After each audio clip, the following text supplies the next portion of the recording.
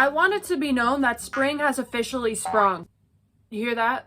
That's the sound of real life birds, not edited in. I have my window open because I was letting the spring breeze in. Now that I think about it, maybe I should shut the window while I'm recording this video because someone is so pleasantly mowing their lawn outside. But since my last Welcome Home fan theory video, you all flooded my comment section even more. And reading through them, there were a lot of really good points that I think we need to discuss. Plus, a new Welcome Home commercial came out, which I really want to talk about. We got a lot of Welcome Home stuff going on, the new update, and it makes sense that a lot of theories are brewing because the new update was a lot. Also, I have 2 videos on this update so far. One where I look into the website and all the secrets, another one where I do a little deep dive into it and go through some of your fan theories.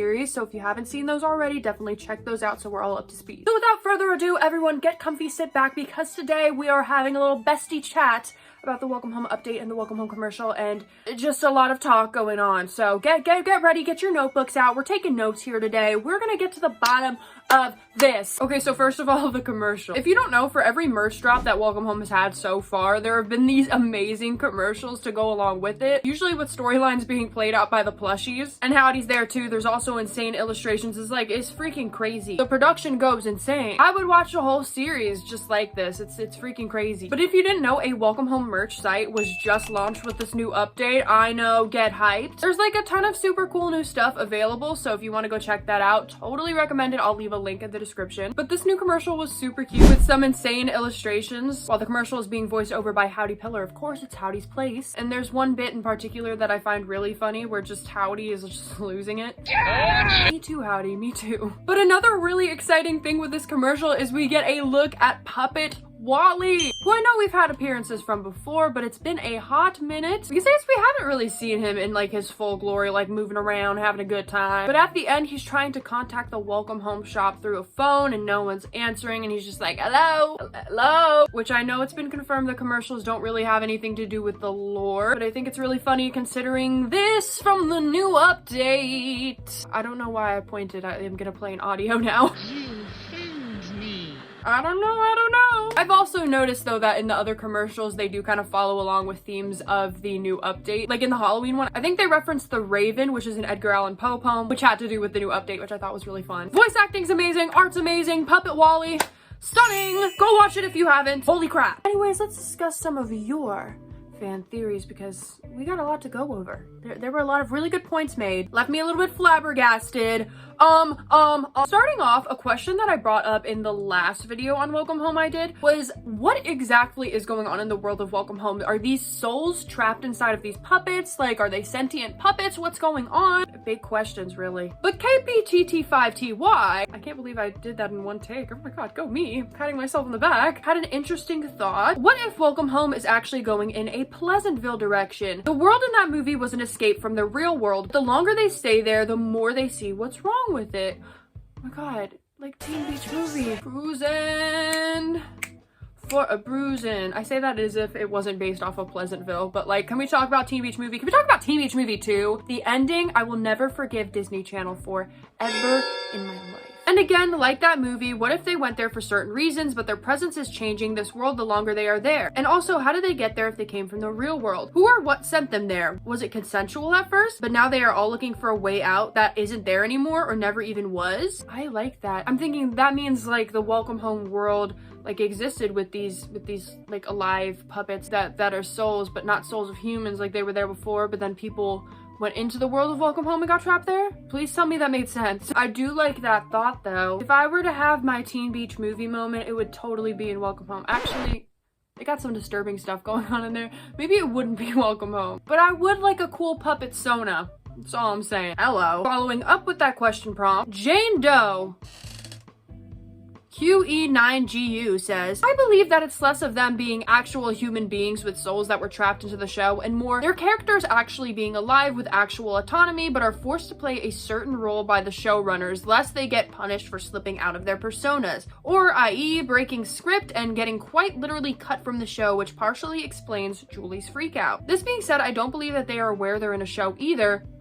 Like the Truman Show. Oh my gosh, we're referencing classics here today. It's kind of hard to explain, but I believe the showrunners purposely instilled things into their world that makes them follow their role without them being aware they're actors in a fictional story, or better yet, puppets are being controlled. Okay, so I do vibe with that. I do like that a lot. And I'm wondering if that kind of plays into the cult idea. Not saying canonically there is for sure a cult thing going on, but I know there are a lot of theories that Welcome Home is linked to a cult. I've said it in past videos myself, and I know there was a mention of the creator of the show like forever ago, plus we have Marlo records, but I'm wondering if some cultish activity played into this world kind of coming to life, which benefits the showrunners. I don't know. I just have a strong feeling in my heart that there's something dark going on here with Marlo Records, with the people behind the show. I don't know, especially with what we pointed out in the last video, where in the secret recordings found in this new update, the flower that Julie is unable to make bloom has some sort of elements that were linked to Marlo Records and Wally Darling's broadcast. I don't know. No Nightingale's LOL says, with the buried thing in Barnaby's garden, Frank now has a shovel in front of his house, which hasn't been there in any previous updates. Not exactly sure what could be buried there, but I found it interesting.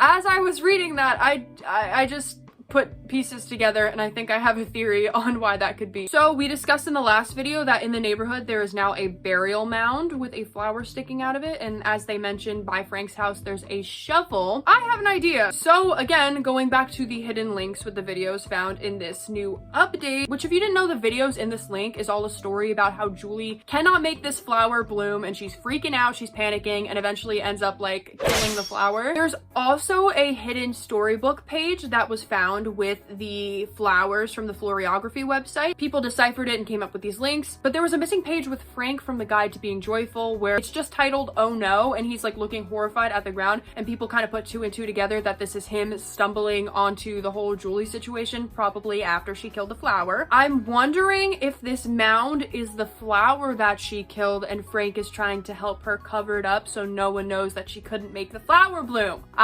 I think the coffee is doing something to my brain today. I think I'm thinking big thoughts. I don't know. See Zaxia 2730. I did not put together the idea that potentially the day Julie teaches Wally about joy within the storybook is the same day she attempts to kill the flower while Frank watches in the "Oh no" illustration. That is why his page was torn out. Yeah, exactly. We're solving it, people. We're solving it. I looked insane. Speaking of Frank, Cool Genius M1 says, I also find it really strange that it's almost always Frank witnessing each character's breakdown, and this has been shown through the Brick by Brick storybook. Frank was the one who opened the door for Poppy and asked her why she didn't just leave in the first place. The advertisement recording with Eddie, Frank was the one who asked Eddie if he was okay when he was having some kind of breakdown, and finally with Julie. If you type the first words of each code of the secret videos in order to make a code, the code is revenge, innocence, regard, temptation, tears, if you were wondering. You get access to an image with Frank, who is horrified expression. After opening this image in a different tab, the image is titled "Oh no." This could be the aftermath of tears, that secret video where you can infer that Julie killed the flower that wouldn't bloom. At the end of the transcript and video, Julie does a terrified gasp, probably because Frank saw her murdering the flower. Yikes, that's a really awkward thing to witness, but you know. The mistake a lot of people make is only recognizing Frank's response to Eddie's breakdown as Eddie and Frank are shipped together, but in reality, Frank is always the one to bear witness to all the other neighbors who have spiraled, and I wonder what this means for Welcome Home and its narrative. See, I do think that Eddie and Frank's interaction was like a little bit different in its tone, probably because they're in love. But Frank has always been there, so tell me what that's about. The creator without a name pointed out a funny coincidence. A fun fact, has anyone ever noticed that Wally says that phrase twice? Did it all really happen, Julie? In the hidden link video and one in the storybook and record, the Julie Guide to Being Joyful. Weird. Don't know if that means anything, but in the end, Wally drew black thingy on his canvas. I don't know, for me it looks like a flower. Maybe wrong though. And you know what color the flower was that she couldn't make bloom? Cactus Buds 2979 pointed out this really cool detail, which I didn't realize, but Julie is gender fluid. This is huge in consideration of her being multiple colors, unlike her siblings who are all just one color, which I think is such a cool detail. I didn't really put that connection together, but I think that's super cool. The original Sushi Cat says, for the Wally situation, since he's usually talking to W, the employee on the Way from Prying Eyes website, which, just a refresher, the website is kind of like a diary for this employee called W, kind of log all of the weird things going on with the Welcome Home website. Example, the phone recordings that match like a conversation. W might unintentionally be the reason why he can't interact or why he's gone on the website. Even though it seems Home and Wally have some control over the website, W does too. Not just for the website itself, but the characters of Welcome Home. For example, Eddie Deer isn't getting mail because W closed the option for the mail. I forget what it was called. I think they're referring to the guest book, but I totally didn't even realize maybe that's what was happening in the homewarming update where Eddie's like, dude, I haven't gotten any mail. Could that be a connection? I'm not exactly sure. I'm not really sure how that works, so I didn't really think of that, but that's like a fun theory to think about. As he gets so distracted by everything, he doesn't pick up the phone even though it's still ringing. Overall, I do agree that Home has something to do with why Wally can't interact, the portal being crossed out now, but I also think that W ignoring Wally doesn't help. I think that maybe because W was trying to patch things up in the website to avoid having these entities from Welcome Home contact them, I think that maybe that messed stuff up a little bit, but I don't know why Wally's just fully disappeared now. Or it's just because W patched all these things up because Wally was really the only one interacting with them. So I think that maybe they got some issues they have to work out. Subby brings up a good point, which I've seen a lot of comments about. I've seen this theory several times on Tumblr, and I'm gonna bring it out here. The black flower is possibly a black tulip / dahlia, and it only blooms in winter. That's why Julie couldn't make it bloom during springtime. And since she hibernates during winter, Julie doesn't know that this flower only blooms in winter, which I've seen a lot of people theorize about that as well. Lucky Ducky Fluffy 9674. Oh my gosh, I remember this username. Shout out to you. Wally is literally my son. Also, I have a theory on the bug dog, aka Buggle. I posted about this on Tumblr, but I think Buggle was a messenger bug to tell the higher ups when the actors or puppets are acting out of script. That's why Julie says, "Are you trying to get me in trouble?" Blah blah blah. It's just a theory though. Also, PS, in the promotional material video of the Halloween Wally plush at exactly 21 seconds, you can see a flower that's rainbow colored matching the flower Julie couldn't bloom. Which, hello! Again, I know that it's been confirmed that the commercials don't typically have lore, but I do see that there are some connections to different things, so maybe that was like a little teaser hidden in there. Again, with this update, I've gotten several comments about Marlo and some of the stuff going on. Someone mentioned that the Marlo logo is in the shape of an eye, and eyes have had a very like prominent symbolism with these updates on the website in general. Some people were saying the Marlo brand could be spying in on the world of Welcome Home, for example, the flower. Basically what I'm saying is I think we do need to keep an eye on the whole Marlo brand situation. I think there's something odd going on with them for sure. Whether they're like the masterminds behind everything going on, I don't know. I don't necessarily know if they have anything to do with the black goopy stuff and breaking out into the real world. Actually, you know what? I'm wondering if they did all of these experiments on Welcome Home, and I'm wondering if this dark entity that we've been dealing with got inside of Welcome Home from them doing these different experiments. Again, running it back to the cult idea, maybe they opened up something that they didn't mean to, because all of the puppets are going through something. I remember in the storybook from the Halloween update like forever ago, maybe like two